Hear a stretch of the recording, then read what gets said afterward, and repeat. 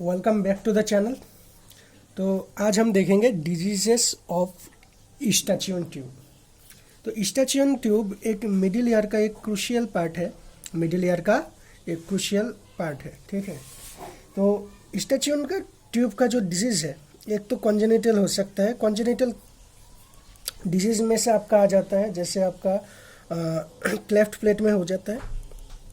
दूसरा, अगर suppose short plate है तो ये सब चला गया कॉन्जेनिटल फैक्ट, बट कॉमन नहीं है ये सब ज़्यादा। कॉन्जेनिटल कुछ कुछ इंसानों में होते हैं। बाकी एक्यूट में देखेंगे तो एक्यूट में आपका हो जाता है जैसे पेटुलस ट्यूब, फिर आप कह सकते हैं कि एक्यूट सेल्पिंजाइटिस है ना, सेम क्रॉनिक सेल्पिंजाइटिस हो सकता है।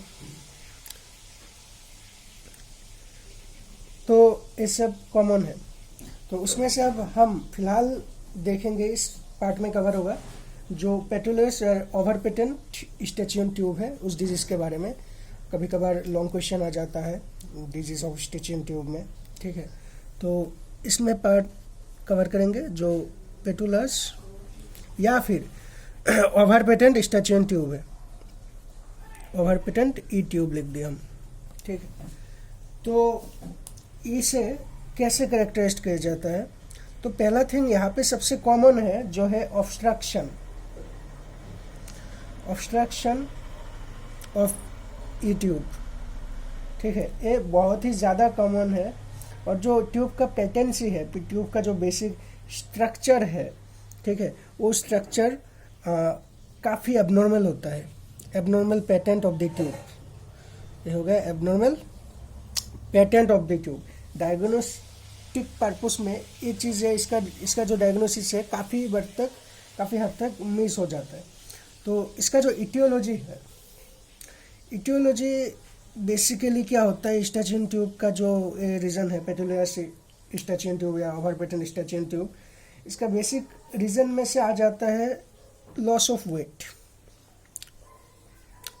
तो जो लोगों में वेट लॉस हो रहा है उनमें ये चीज़ होने का संभावना है। उसके बाद प्रेग्नेंट वुमेन, ये सब इटियोलॉजी है। और तीसरा देखा जाता है वुमेन हैविंग कॉन्ट्रासेप्टिव पिल्स, ठीक है। तो क्लिनिकल फीचर्स में हमें क्या मिलेगा? यहाँ पे हमें मिलेगा blockage. Patient can feel something is blocking the air, ठीक है।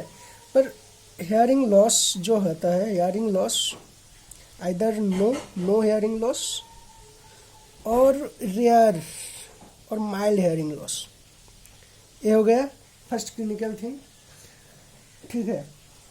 और एक प्रॉब्लम होता है, सिंस इस चीज़ ब्लॉक होने के कारण पेशेंट को काफ़ी हद तक अपने वॉइस को इको आता है, अपने वॉइस की इको उन्हें सुनाई देता है। तो eco of own voice from air,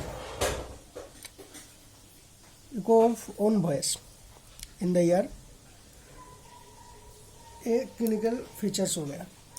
treatment इसका वैसे बहुत कुछ ऐसा नहीं है, काफ़ी हद तक सेल्फ लिमिटिंग है।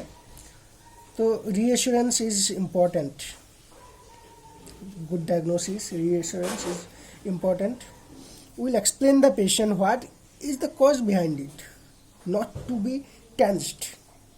और अगर हम वाल्सलवास मैनोवर कर रहे हैं, वाल्सलवास मैनोवर प्रैक्टिस करा रहे हैं, तो उसे अवॉइड करने को लिए, जो काफ़ी हद तक कहा जाता है कि वाल्सलवास मैनोवर जो है वो हियरिंग को इक्वलाइज करते हैं।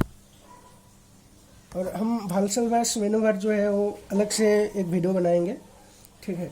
फिलहाल ये था जो पेटुलस या ओवर पेटेंट ईस्टाचियन ट्यूब है उसके बारे में। धन्यवाद।